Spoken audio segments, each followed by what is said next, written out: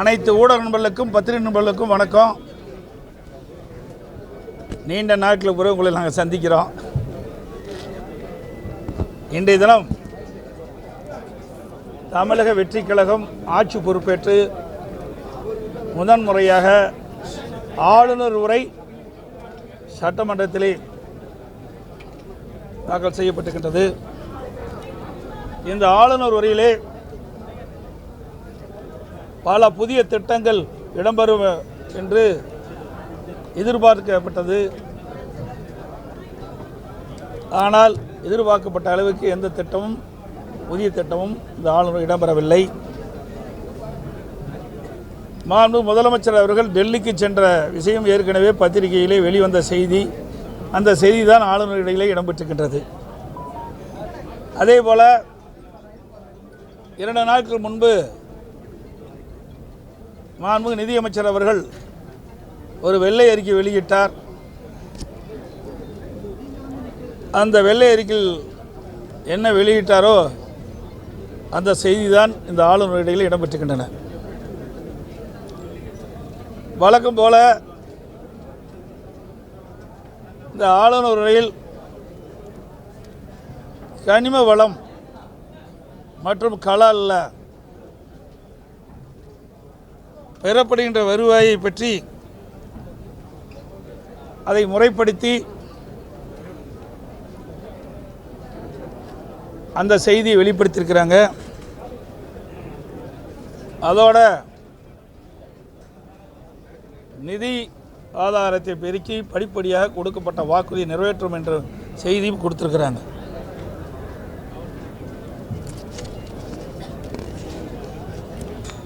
இன்றைக்கு தமிழக வெற்றி கழகம்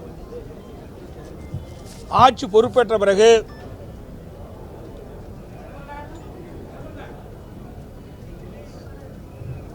மக்களுக்கு கொடுக்கப்பட்ட வாக்குறுதிகள் போதைப்பொருள் தடுக்கப்படும் என்றும் பெண்களுக்கு முழு பாதுகாப்பு அளிக்கப்படும் என்றும் சட்ட ஒழுங்கு காக்கப்படும் என்று மாண்பு முதலமைச்சர் அவர்கள் தெரிவித்தார்கள். ஆனால் தற்போது அன்றாட நிகழ்வு சம்பவங்கள் மிகுந்த அதிர்ச்சி அளிக்கின்றது. இதுவரை சட்ட ஒழுங்கு காப்பதற்கு போதுமான நடவடிக்கை எடுக்கப்படவில்லை.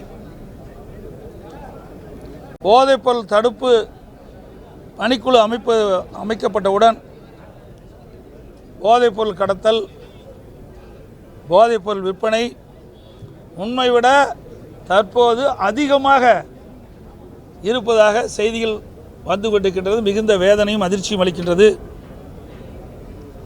இன்றைய தினம் இந்த ஆட்சி பொறுப்பேற்ற பிறகு பதியப்பட்ட குற்ற வழக்குகள் போக்சோ வழக்கு மட்டும் 150 வழக்குகள் பதியப்பட்டிருக்கிறாங்க. 38 நாட்கள் ஆட்சி பொறுப்பேற்று 38 நாட்கள் ஆகின்றது. இந்த 38 நாட்கள் டிவிக்கு ஆட்சியில் 150 பாலியல் பெண்களுக்கு எதிரான பாலியல் குற்றங்கள் 126 ஆக 6 குற்றங்கள் பெண்களுக்கு இழைக்கப்பட்டது. அது பதிவு செய்யப்பட்ட வழக்குகள். அதோட இந்த ஆட்சியில் 38 நாட்களில் நடைபெற்ற கொலைகள் 130. ஆக ஆட்சி பொறுப்பேற்ற 38 நாட்களில் சட்ட ஒழுங்கு எந்த அளவுக்கு பாதுகாக்கப்பட்டது என்பதை நாட்டு மக்கள் தெரிந்து கொள்ள வேண்டும். ஆட்சிக்கு வருவதற்கு முன்பு வீரவசனம் பேசினாங்க. தமிழகத்தில் சட்ட ஒழுங்கு பாதுகாக்கப்படும், பெண்களுக்கு பாதுகாப்பு கொடுக்கப்படும், சிறுமிகளுக்கு பாதுகாப்பு கொடுக்கப்படும் என்றெல்லாம் வீரவசனம் பேசிய இந்த அரசாங்கம் இந்த 38 நாட்களுக்குள் இவ்வளவு வழக்குகள், பாலியல் குற்றங்கள் நடைபெற்றிருக்கின்ற வழக்குகள் இவ்வளவு இருக்குது, பதிவு செய்யப்பட்ட வழக்குகள். இந்த பாலியல் சீண்டலை தடுப்பதற்காக இந்த அரசாங்கம் சிங்கப்பெண் சிறப்பு படை ஒன்று அறிவித்தாங்க. அந்த சிறப்பு படைக்கு பாதுகாப்புக்கு இன்னொரு படை அமைக்க வேண்டிய சூழ்நிலை தான் இந்த ஆட்சியில் பார்க்கப்படுகிறது. அந்த அளவுக்கு சட்ட ஒழுங்கு சந்தி சிரிக்கின்ற நிலை பார்க்கப்படுகின்றது.